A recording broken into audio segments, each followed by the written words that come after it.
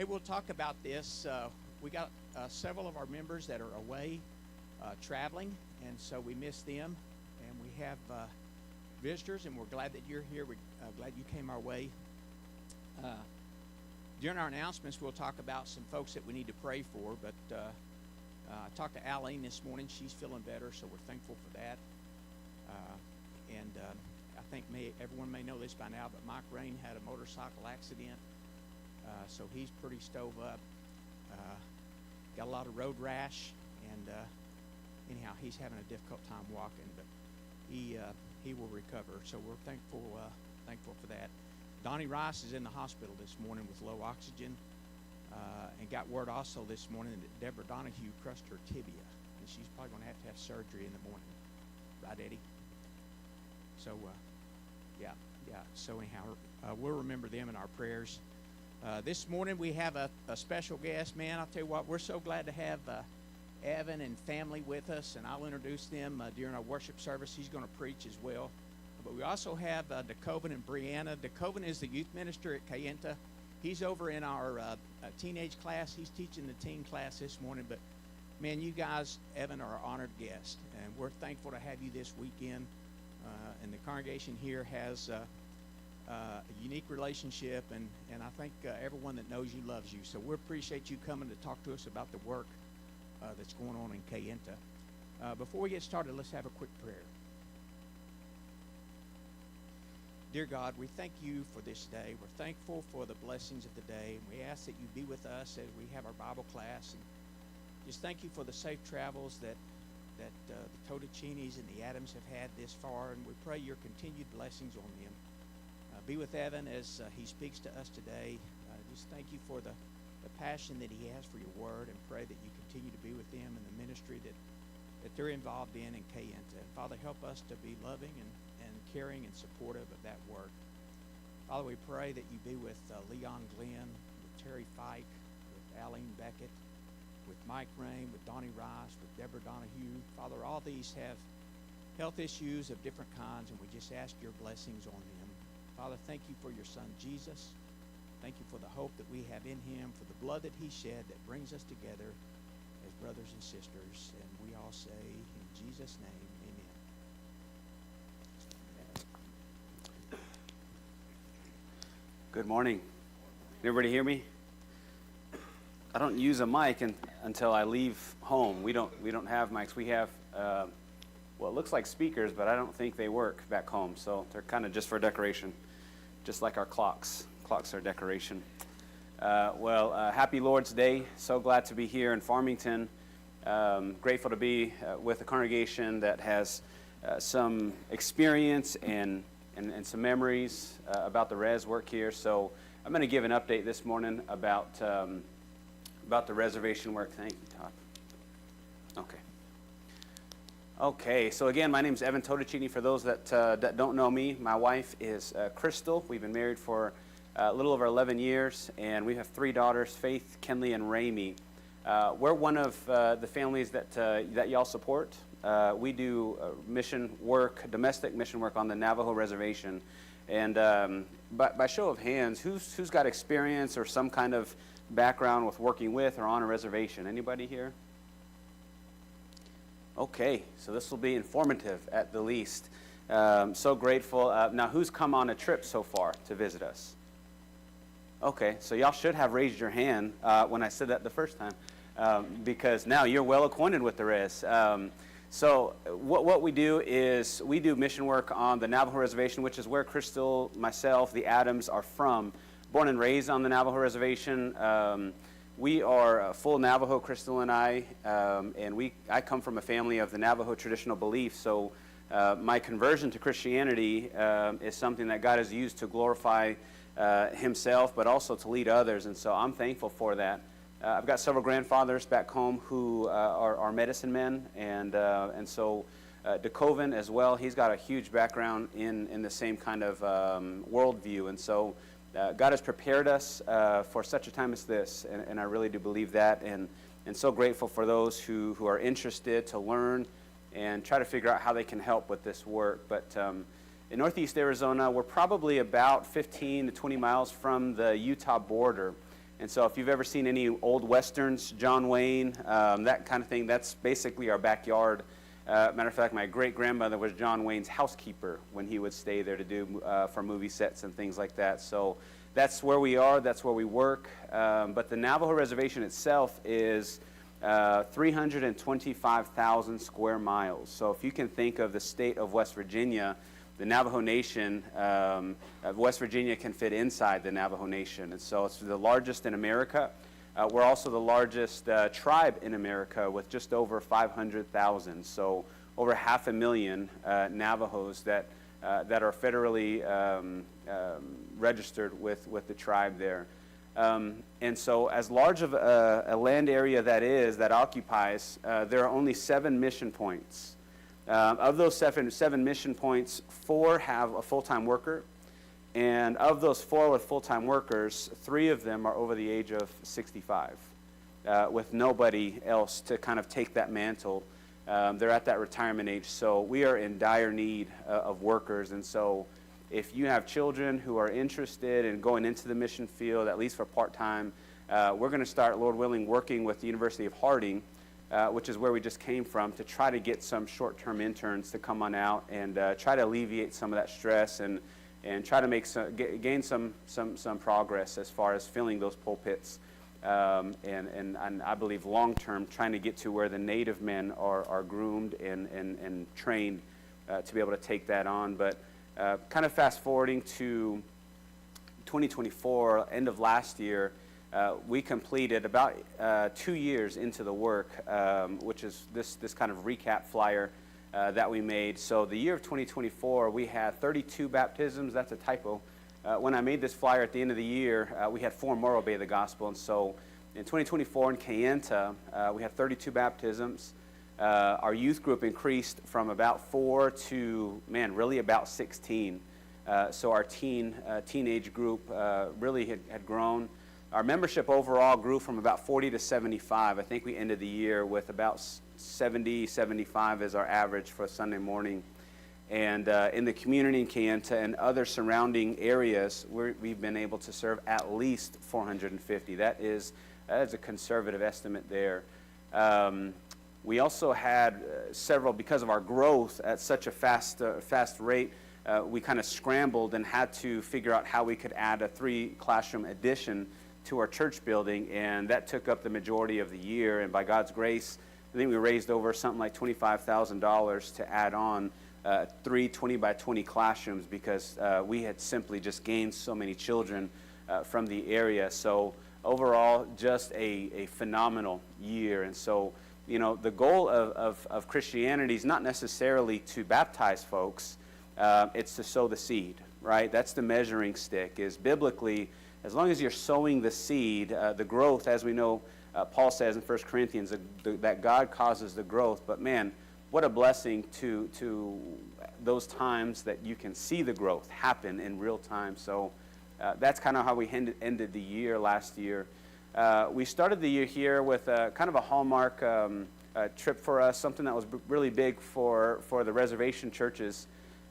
We were able to take several of our youth, and by we I mean the Adams, DeKoven and Brianna, on our first youth retreat. And so about 2 hours south of Kayenta is Flagstaff, Arizona. And there is something called a Winterfest way out west. And so this is the first year that this was done. And so the churches were invited, and we were able to get a couple of our youth to go on out. And so they had a blast. This was the first time a lot of our teens had been off the reservation and stayed kind of in a hotel that was other than maybe like a Motel 6 or something of the lower end.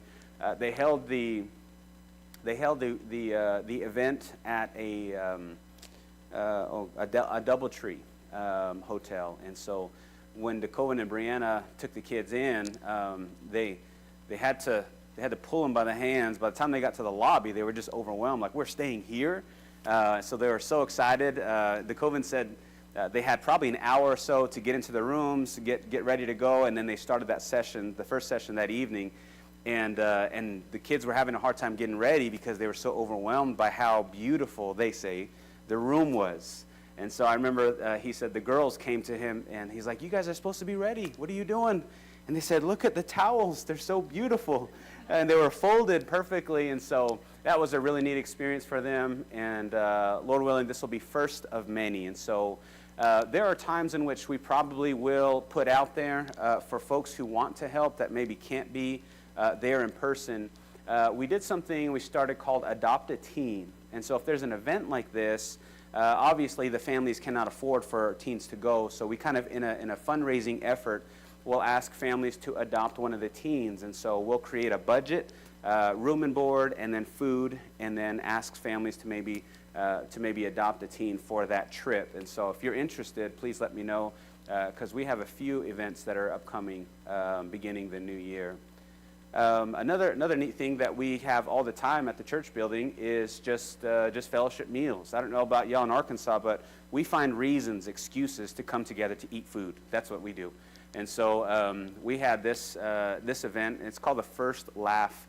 So culturally, the teaching is that a newborn baby, is so sacred, so pure, that the baby is still in kind of the spiritual world and halfway into the physical. So they're kind of in between the worlds there. And so culturally, the marker of the child saying that they want to stay in the physical world is when they laugh.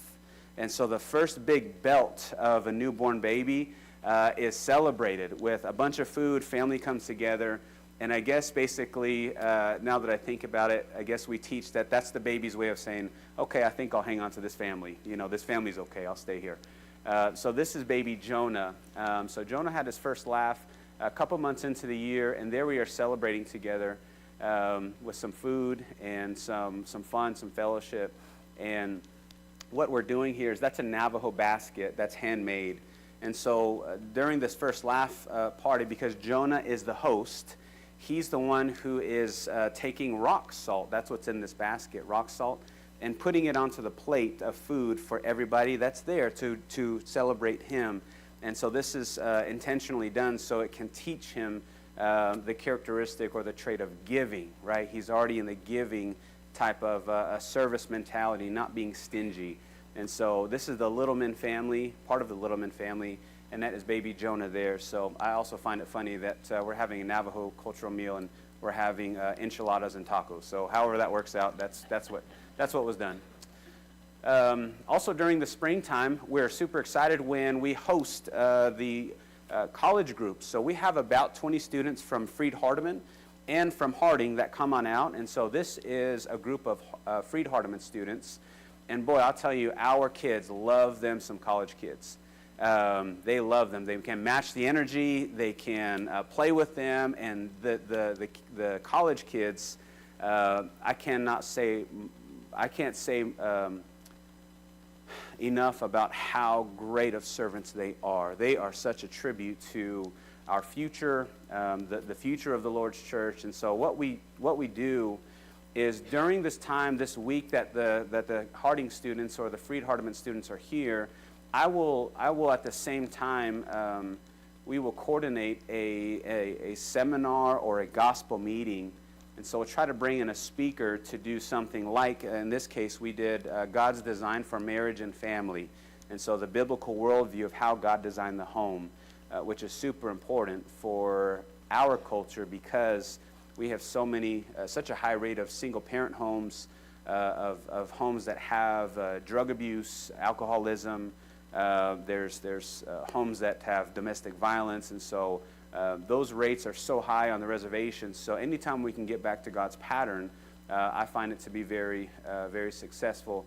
And so what we'll do with these kids is teach them how to make bread. So they're making what we call dry bread. So I guess it's the more healthy version of fry bread. So if you've had fry bread, this doesn't have the oil and things like that. So they enjoy it quite a bit. And Crystal and Brianna, some of the ladies get to teach them. And so what we tell the boys is if you want to get married off very quickly, do this in front of some women, and you will be married off very quickly if you can learn how to do that. So notice I'm not in the picture because I can't do that. I end up making things that look like states of different parts of the country. They're not round, but we have a good time with our kids. Here is one of the nights that we had the seminar, and so you can see just how much we've grown. Again, when we arrived in 2023, the first Sunday we met there, we met 10 people. The church had basically died, and so the Kayenta Church of Christ is basically a restart. And so this is all that God has blessed us with, and I'll talk a little bit about some of those members as we move forward.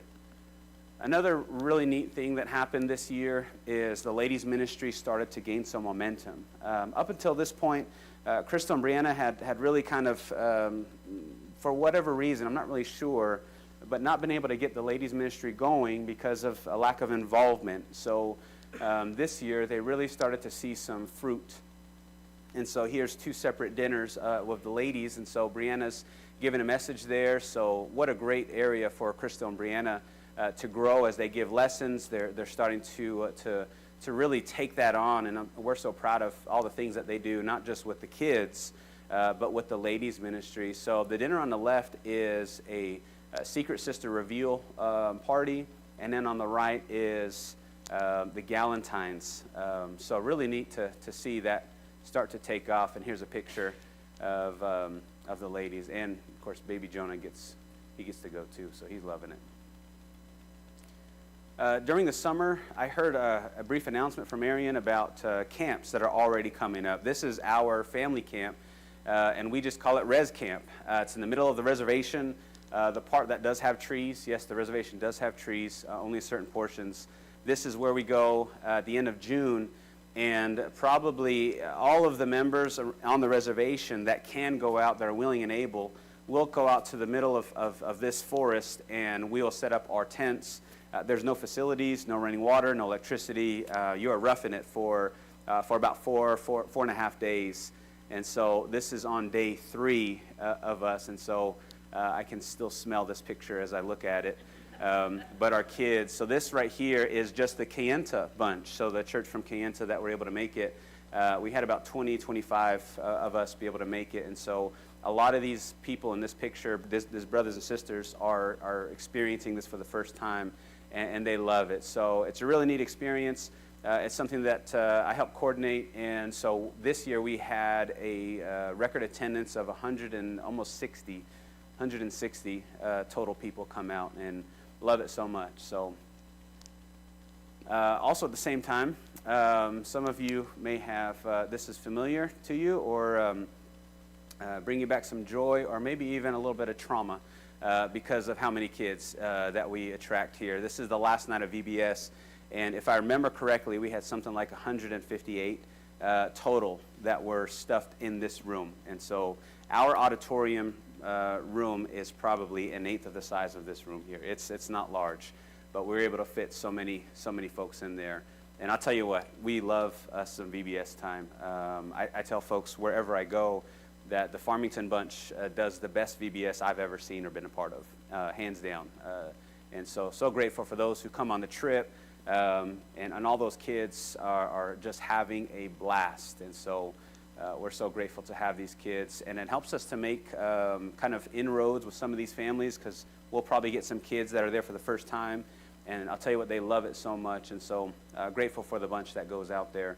So if anybody wants to get involved, man, this is the trip for you. This is such an encouraging trip. There's already a model in place, so we'll just plug you right in. And so I'm thankful for the group that coordinate this, because we're at year number 3. This will be year number 4 this coming year. Am I correct? So we're at the point now where we're starting to plug in some of our members into helping with the skits, with the games, with the classes. And so I want to give out a shout out to Nelson. Nelson did a great job for the first time. We didn't lose any kids, at least I don't think, so had a great job, had a lot of fun there. 98 local kids. Let's preachers count. We had 100 kids. We had 100 kids. So that is phenomenal. Great job, guys. And here's the thing. DeKoven runs this. We call it the Joy Bus. This bus here, and he runs that, and he'll make 3 or 4 trips every day to get kids. And so I will tell this story. He is not. He struggles with obeying the speed limit, if you know what I mean. And partly because he's in such a rush, he's got to make 2 or 3 trips to grab people.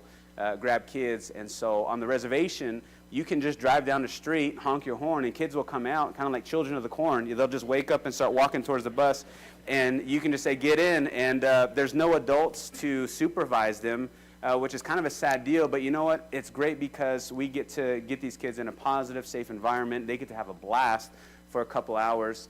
There was one young girl that came for the first time during the VBS while y'all were out there, and this was her third day. She had already come 2 days prior, but on the third day she came, and this is by chance. Her grandmother actually saw her jump in the joy bus, and she didn't even realize she had been there the 2 days prior in a row, but she noticed this time, and she just she jumped out of her chair. Her daughter she saw her granddaughter hop in this white van and drive off, and she got in her vehicle, basically tailgated DeKoven on the way back to the building, and she was so flustered, out of breath, and she was like, I did not know where you were going, and I was so afraid. And the little girl's like, Grandma, this is my third day here, and she's like, well, I thought you were stolen. I just saw a white van and a black guy driving it, and there you were.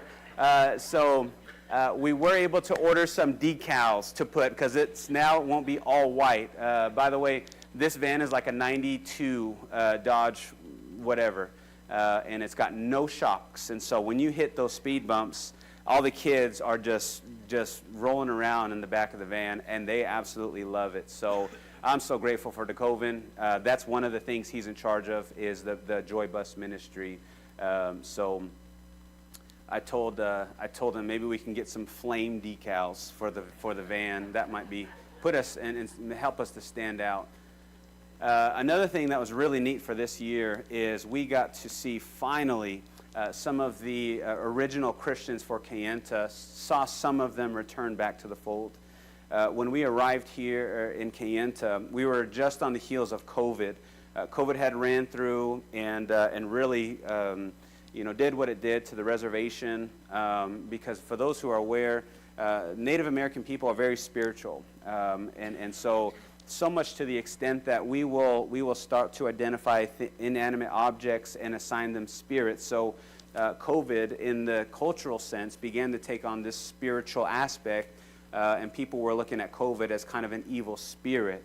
And so it was very quickly that a lot of people became afraid of it and were fearing this on a spiritual level. And so when we got to Kayenta, that's why we only met 10 people, and that was including our family. So we have finally been able to see the fruit of inviting those older Christians back. This is Fred Holliday. Fred Holliday is a brother that, one of the nicest men you'll ever meet. He is so needed at church, and so we're grateful for him to be back. So I snapped a picture when he was leading us in a word of prayer. So thankful for him. These two photos here, on the right is Malachi. Malachi is our most recent convert. He's 18 years old, and he's been a Christian now for about 3 weeks. And so we were able to help with his conversion, baptized him, and a couple weeks ago before this trip. But on the left is a girl by the name of Alyssa. Alyssa is actually with the Robinson and Center congregation. She came out and joined this mission trip just because it just so happened to fit in a couple days where she didn't have to work. Alyssa was not a Christian, and she had been coming to church here and there for a couple years, and on this mission trip, it changed her life. She was able to witness God working in people's lives in a way that she says she's never seen before. And so this is another benefit, isn't it, Marion, for the members that go on these trips, is you come back a different person. You have a Navajo name we'll give you when you come back.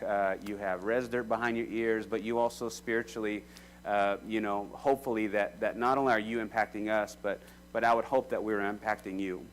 So if you're on the fence about going, if you're on the fence about your family going, Alyssa is a testament of somebody who came for a short-term mission trip and has been changed ever since. So very grateful for her and her decision. If you can look here, this is a map of the reservation, and all of those arrows, this is several years removed, and so two of these congregations have shut their doors. have died. And so if you look kind of in the top middle is where Kayenta is located. And so if you go east of there, just on the New Mexico side of the border, you have, it's kind of hard to see, but it says Shiprock, Arizona. This is another mission point that we help out with quite heavily. And so I'll preach there and teach there probably once or twice a month. And so this is a mission point that could also use some help. So our effort to reach the reservation, again, we're just at one mission point. And so we're excited to see all the ways in which God's able to open up different doors of serving, of reaching, of evangelizing. So this is where we spend a lot of time. And so this is the woman who leads a lot of that effort there. The men that they have that are Christians, they are mentally challenged, and so they're really in a difficult area. For a couple of months there, what I would do is type out lessons that were very, very simple and have these men get up and read it because they were the only men that were present.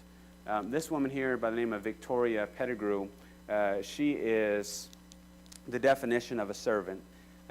She has had to shoulder a lot of what the men are supposed to do in leadership positions when it comes to the Lord's church. So what she does is she coordinates preachers to come and fill the pulpit every Sunday. She orders the Bible. She coordinates events and tries to get the congregation involved. She is such a rock for that church family. But unfortunately, she's undergone 3 back surgeries in the last 6 months. And almost became paralyzed from the waist down, and so that's her wheelchair there.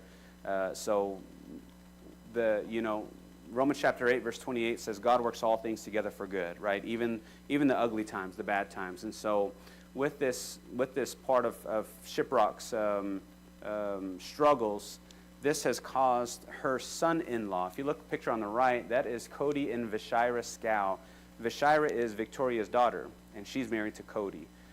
Cody was a guy, I've been there for a year, 2 years, something like that. And every time I see him, it's just a quick hi and bye. Like as soon as the sermon's done, the last prayer is said, boom, he's out the door. Was never able to get to see him for that long. But when his mother-in-law endured what she had endured and is still in the hospital, actually right now, Cody was convicted and sought the need to step up. And so he has really taken on that mantle of leading that congregation. No formal training. He has not been mentored.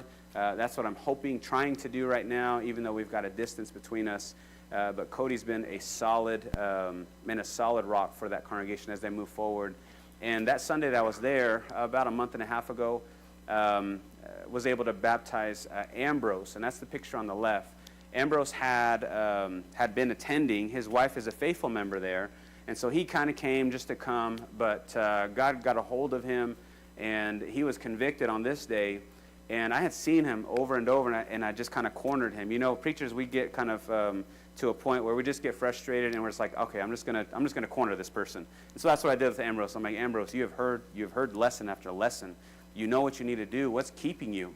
And I remember Ambrose's response is, when I asked him why he hasn't obeyed, his eyes went down, and he was uncomfortable, and he just said, Evan, you don't know all the bad that I've done in my life. I have done some really bad things, evil things, and I can't imagine that God would forgive me for that. And so what came to my mind was the Apostle Paul.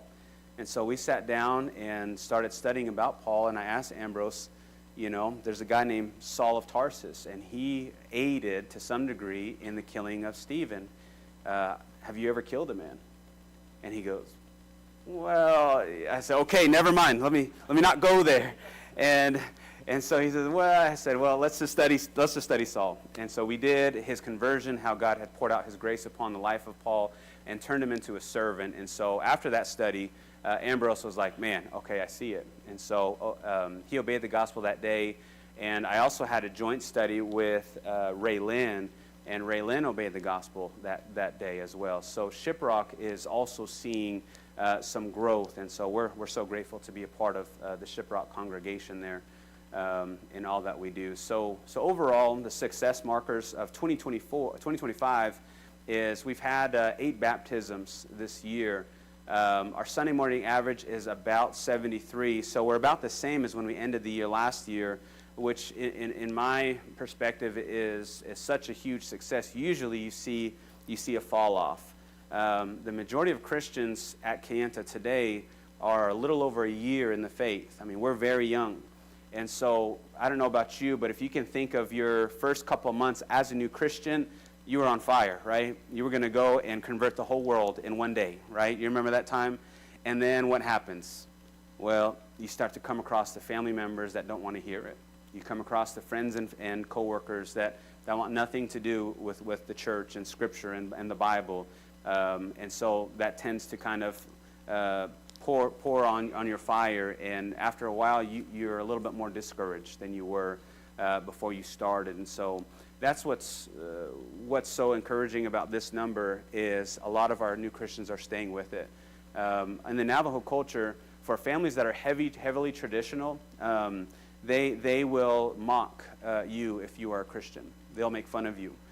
You will get called names, and they'll just poke at you.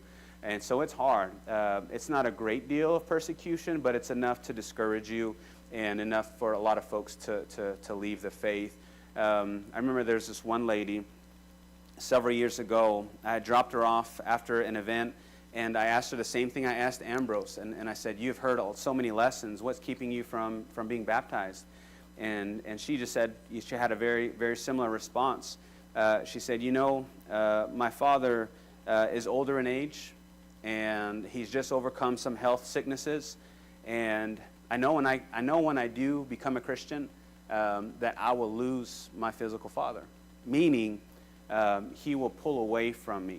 And so a lot of Christians go through that. They're ostracized because of their decision to follow Christ. And so her story is an example of not seeing the truth. It's a matter of counting the cost. And so a lot of these Christians have to endure that. So we are maintaining about the same number. So I'm grateful that they're remaining steadfast, and that our family in Kayenta can encourage one another, as we should, as the church family. But we also see a lot of core families start to develop, and for that we can see the leadership plate expand without having any elders yet. So the Saganys, the Littlemans, the Yazzies, and I'll talk, well, I can do it right now. Got a couple minutes. So this family up front, you see this family here. This is Timothy Linville, and I'll talk about him during the sermon time, but this family here all obeyed the gospel the same evening, the same night. So the Linvilles, there are another family, this gentleman here, his name is Cloy Austin. Cloy came to us as somebody who was dating one of our members, and Cloy came in, and he was not at all interested in spiritual things. He was not interested. Matter of fact, he sat in the last row, and I remember he would kind of just sit with his nose up. And he'll tell you to this day, before he became a Christian, he said, I enjoyed in college debating Christians. I enjoyed poking holes in their faith because they did not know how to defend their faith. He said, I enjoyed that. I would mock it. Well, after a while, Cloy, who would sit in the back with his arms crossed, didn't want to be there, you could tell. As the weeks went on, pretty soon he had a Bible in his hand. It wasn't open yet, but he had one.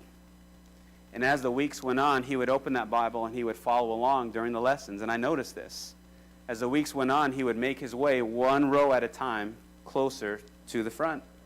And a couple of months in, he was right here in the second row with his Bible open, and he was taking notes. He came to obey Christ about a year and a half ago, and it got to the point where not only did he become a Christian, as one of our stronger men, original converts, he helped at Res Camp. You see him right here. You see him right there. That's Cloy.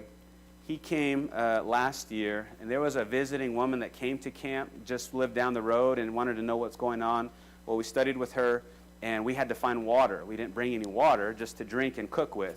And so we had to hike down into a canyon, and Cloy helped this woman who was a little disabled, helped and held her hand, hike down a canyon about a mile down in there, and we found some water, and he helped baptize this woman. And so how do you How does somebody go from mocking the Christian faith to helping others find water to obey and receive salvation? Only the power of the gospel, right? Only the power of the gospel. So I love, there's everybody in this photo has got an amazing story, but you know, we're just seeing the tip of the iceberg, and I'm so excited. We've had former members return, and so that's encouraging. And for our family here, thank you for this congregation for praying for our home situation. We were able to get into a home. Still got some ways to go as far as that goes, but super grateful to be in something that we can call ours. Some of the challenges, again, because of 40-plus new Christians, that means a lot of counseling now. The evangelism has kind of weaned back a little bit, and because we don't have elders, a lot of the counseling, the shepherding type things falls on myself and Crystal, and we do the best we can, but it is exhausting. It's a different kind of exhausting, and so prayers for us to be steadfast. And so excited for the Adams and their continued relationship with us. They do a ton, and I'll talk about that during the worship hour. Ladies Fellowship and Training, that's still trying to gain some ground, gain some momentum, but our ladies are doing a tremendous job.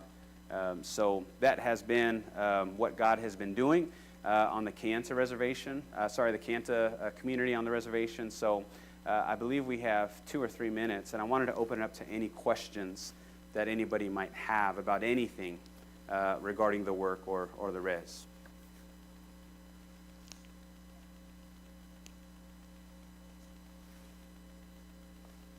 Or I can pick on some people. Do you find that some of your newer members bend to the pressure of the culture and try to ride that fence? Yes. And try to justify not necessarily beliefs, but justify their family's involvement in the cultural aspects of the community, and how do you convince them, that them justifying doesn't make it right? Sure. Yeah, that's a great question. What happens when a Christian is struggling with going back into their traditional belief, or even how they respond? First off, I'm really heavy on the front end of conversion. I've been trained in a way that our goal is not to baptize people, it's to convert them. And so I'll say all the time that it's possible for somebody to be baptized and not be converted to Christ. And so I think, again, as the Lord's church, we may push baptisms a little too much, but it's only one part of the plan of salvation. So with that being said, it depends on each person as to how hungry they are for salvation and the truth. For some, they want it right then and there, and so I'll work through a series of studies, and we may do that same day. For others, like Chloe, it takes a while. And so and Chloe, that's why he's such a great example, is he sat and wrestled with that, because if what Jesus says is true, I am the way, the truth, and the life, that's an exclusive claim. If Jesus is correct, what are the ramifications of that very truth? That means everything else. There are no other paths to God. There are no other paths to salvation for eternity. And so you wrestle with that. A lot of the Navajos do a lot more counting the cost, in my experience, than non-natives that are coming to Christ. And so again, whether that be a young child, 12 or 13, have they counted the cost of coming into a covenant relationship with their God versus somebody who realizes, man, my family following the holy people, changing woman, spider woman, that is the devil's way of luring them to an eternal place separate from God. So their conversion usually sticks more because in my training, helping them count that cost prior to going into the water is so heavy. But yes, there are some who just can't do it. And so they're discouraged, they're overwhelmed. And so that's why the authority of Scripture is such a big deal for all people. Is what is my source of authority? Am I going off of what Grandma and Grandpa taught me? Am I going off my culture? Am I going off my political beliefs? Like, what's my ultimate authority in this life? And if it is Scripture, then Scripture is being used, and we'll sit down and study. And by then, Lord willing, when Paul talks about in Corinthians, 1 Corinthians chapter 10 and verse 18, those Christians who were going back into paganism, he says, listen, you cannot partake of the cup of the Lord, the table of the Lord, and partake of the cup of demons at the same time. So going back into their worldview of paganism, Paul says, you are worshiping demons, and you cannot do both. And so there's a lot of study about what James says is a double-minded man. Here's God's way, but then here's the way I want to go, and be it that traditionalism or back to my life in the world. So I have to choose a life here. So, but it is a real struggle for a lot of people. It really is. It was for me. I found myself probably 2 years into my faith, and I still would reach for something we called corn pollen, for something evil that you see, like a coyote or an owl. I would still fight the urge, and Crystal would be like, what are you doing? I'm like, and it's hard for her to understand because she didn't grow up that way, but it definitely is tough, so, okay. Well, I hope that was encouraging. I hope that was informative, and man, I'd love to see more of you come on out. Please let me know if there's anything we can do to help y'all out, but appreciate it.